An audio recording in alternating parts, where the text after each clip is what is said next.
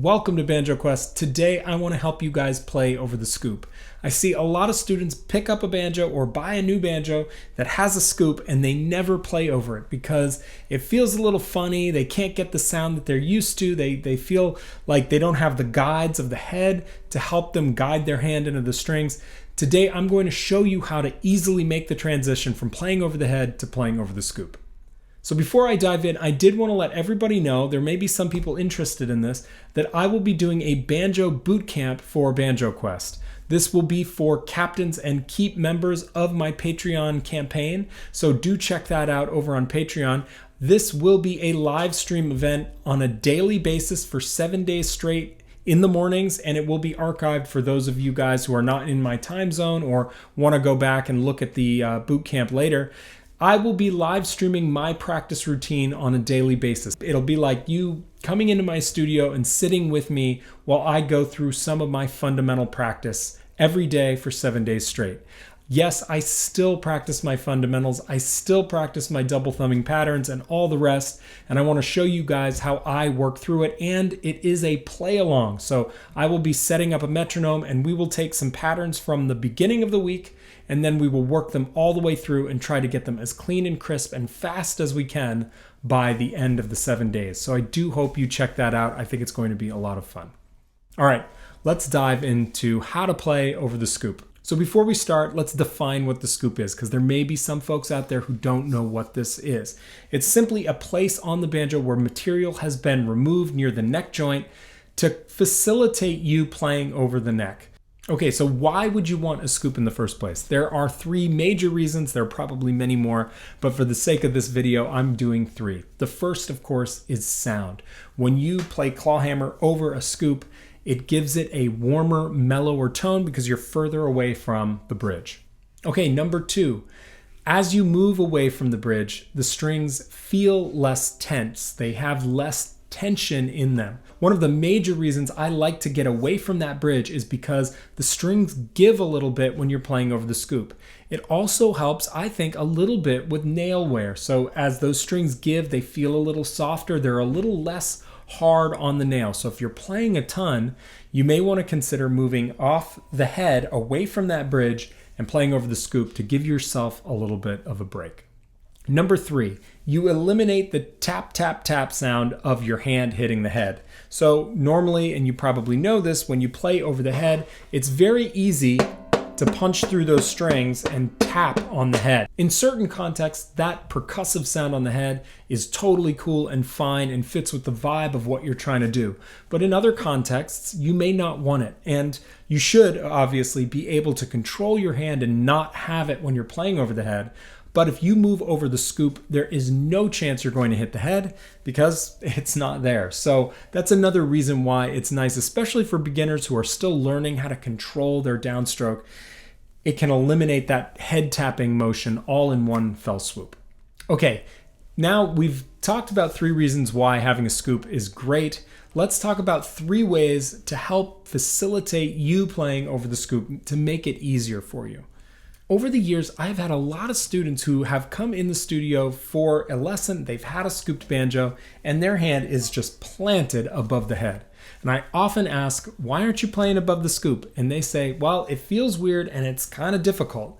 And I can think back to when I was first starting and I steered way clear of that scoop. I found it really intimidating. I felt like I didn't have the normal references that I needed to get my hand to the right place because I kind of used the head as a guide, especially with the fifth string where I would slide a little bit along that head and nail that fifth string. So I totally get why people are a little intimidated and steer clear of that scoop. There are a couple hand positions that I can show you guys that should make playing over the scoop a little bit easier for you and feel a little bit better, but they will take some practice. So here's my first recommendation for playing over the scoop.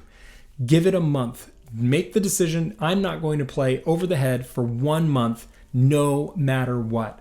Having that immersion is really critical, just like learning a language. not allowing yourself to speak your native language if you want to learn another language is a great way to get that immersion and not give yourself the option to go back to your old ways. So number one thing you need to do if you want to learn how to play the scoop is pretend you don't have any other options. Give it 30 days at least.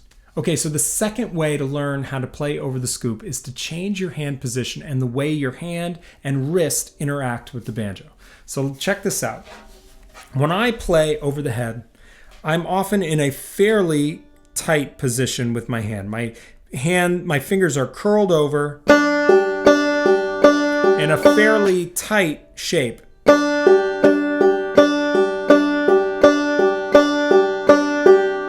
When I move to the scoop, I open my hand and I put a little bend in my wrist.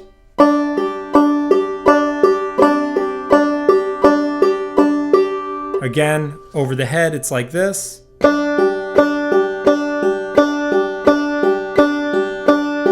When I move to the scoop, I open my hand and I bend my wrist a little bit.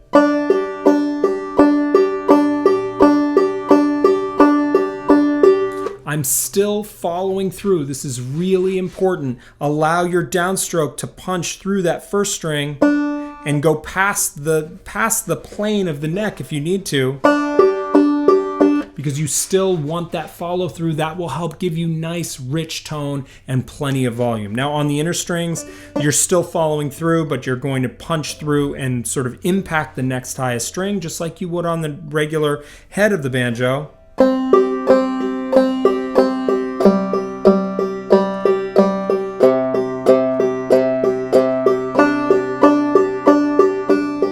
But you do have a more open hand with a slightly bent wrist.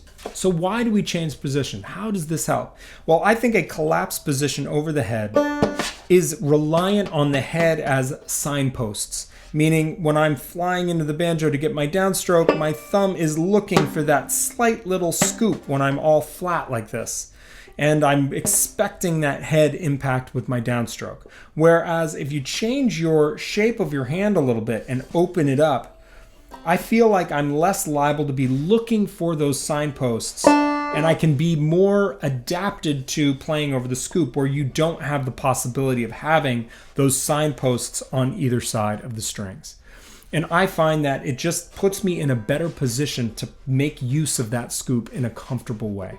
The third way to get used to the scoop is don't try to get the same volume initially that you're used to getting from the head.